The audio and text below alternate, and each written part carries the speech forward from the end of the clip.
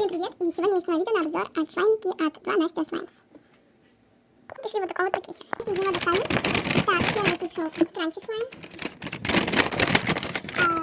Так, это у нас слайм рандом.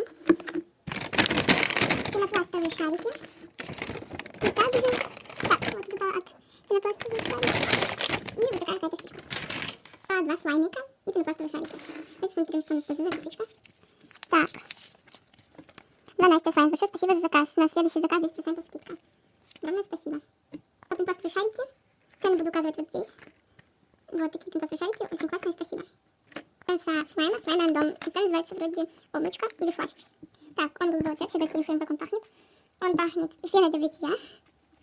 Так, это вроде как баттер. Так, знаете, тянется он, ну, нормально. Так, а растягивается, ну, хорошо, довольно.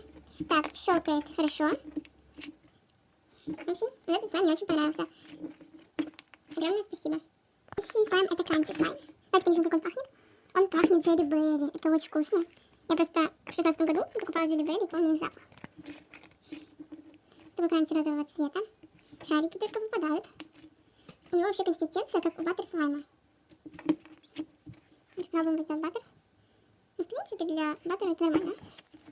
Так, как он тянется. Тянется довольно хорошо. И посмотрим, как растягивается.